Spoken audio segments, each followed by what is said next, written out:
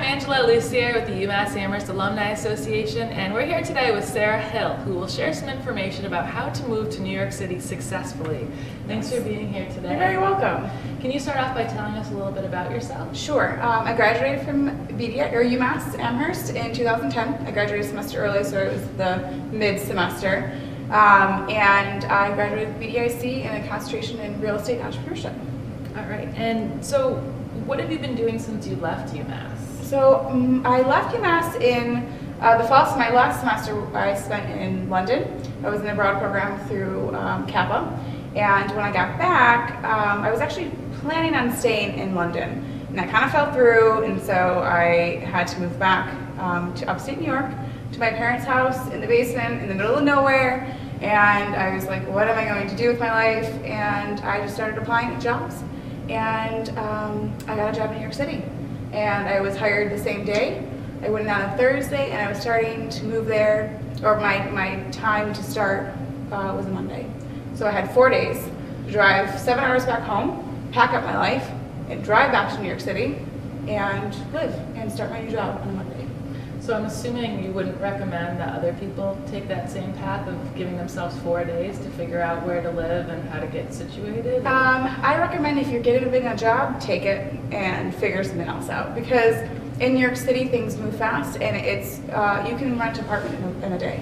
Mm-hmm. And so if you're ever given an opportunity to work anywhere in New York City, take it and then figure out the moving that part, because that's difficult, but getting the job is the first thing. Right, okay. What advice do you have for job seekers either living in or moving to New York City?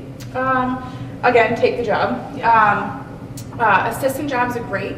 Internships, assistant jobs, temporary jobs, those are really great because they get you in the door, and the people that are looking to hire aren't looking for someone that's really qualified. I mean, they want a qualified person, but they don't need someone that with years of experience. Yeah. And so they're willing to hire you fresh out of college, because that's kind of their ideal candidate, is someone, because they only want to pay you entry-level salary. Mm-hmm. So taking an assistant job is really key, because you're working directly under either the president, the vice president, someone high up, and so that really gives you the time to shine.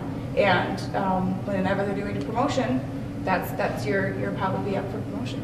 And that's how I started. I'm the executive assistant at a property management company, and I was promoted within 6 months. Wow. Yeah. Okay. So assistant jobs are great. People underestimate assistant jobs. Right. You get to come in, prove yourself. You're probably ahead of the people that right. time. What advice do you have for people who are relocating to the city? What should they know before they move? They need to know a lot of stuff. It really is complicated, but a lot of people do it. You're not the only person. It's very overwhelming, but if you have the right information, then you're okay. Brokers are awful to deal with. Craigslist is a really great way to get a reference point of what apartments are going for, but you'll never find the actual apartment you're going to rent on Craigslist. It's a scam. What brokers do is they just post an apartment that was already rented, or apartment that's beautiful, and they'll say it's $12,000 or it's $1,200 a month, and that's just a way to get your call. And once you call them, then they'll be like, oh, sorry, the apartment's not available. We'll help you out with finding an apartment. What are you looking for? And so it's called bait and switch. So Craigslist is awful. So people really need to know that if they want to work with a broker, go to a big broker company like City Habitats or Rapid Realty, Rapid broker site. Go to them and they'll find you an apartment. Don't try to find an apartment on Craigslist, because it never works out. Wow, that's huge. Yeah.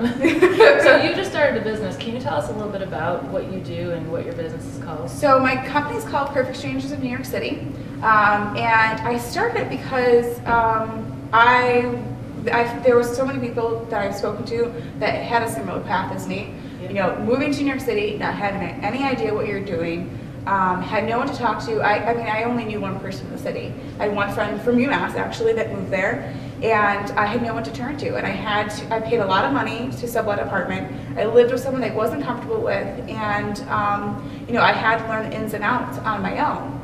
And so I started Perfect Strangers in New York City it's a roommate matchmaker. So I'm this matchmaker, and I find If someone's moving to New York City and they need someone to live with, which many people do because no one can afford to live on their own, because one bedroom in Manhattan is average of $2,000. So people have to live with a roommate in order to survive, and the only really site to find a roommate is Craigslist. And Craigslist is a hit or miss. I mean, you could either have the best roommate ever, or you can live with a Craigslist killer. Like, you have to, it's risky. Right. I mean, I've had, thank God I've had great experience with Craigslist, but there's been times where I've met somebody and been like, this is definitely not safe, and I need to leave right now.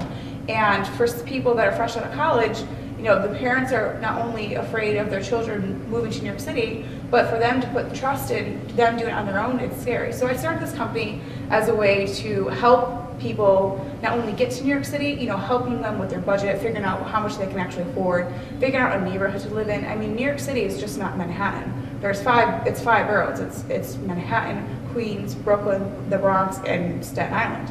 And you can find affordable apartments in the other boroughs, which are very close to the city, and they're great neighborhoods. And people just don't ever, if they don't have the information, they don't ever look into those neighborhoods.